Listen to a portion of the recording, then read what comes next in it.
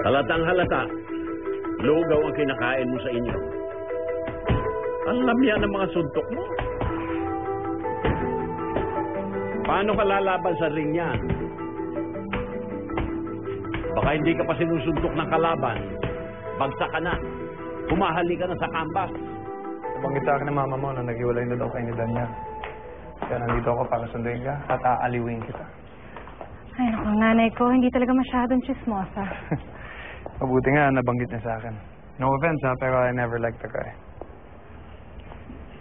Okay naman si Daniel, Miguel. Kaya lang hindi ka in love sa kanya.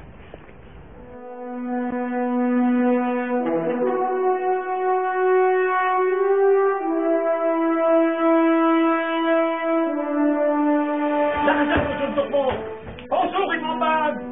Ay, si Manny Pacquiao! Kunin mo yung sayo mo!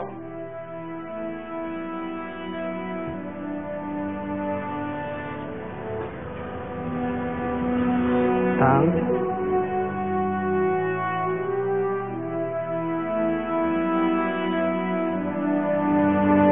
Tang?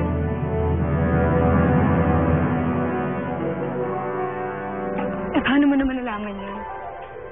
Eh kasi kung in love ka sa kanya, di tinanggap mo na yung ugali niya. Kaya nga hindi mo siya matagalan eh. Kasi hindi ka in love. Okay. Kung hindi ako in love, eh bakit ako depressed? Sige nga. Hindi ka naman depressed eh. Parang natatakot ka lang siguro mapag-isa. Feeling mo talaga kilala mo ko ah. Well, 7 years ko na hinahandle ang career mo, so to a certain extent, kilala na kita. Kaya alam kong hindi ka depressed. It's all in your head. Kailan kaya darating yun? Ang alin? Yung may in love ako sa isang tao na kahit na ano pa ang ugali niya, tatanggapin ko kasi mahal na mahal ko siya. Kailan kaya mangyayari yun?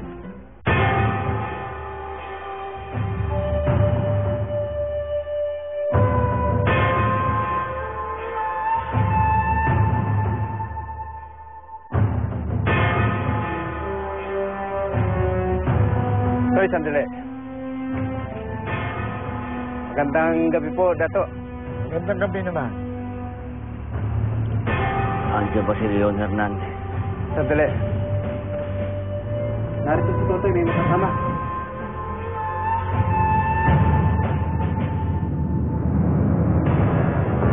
Kayong dalawa, tabi! Hoy!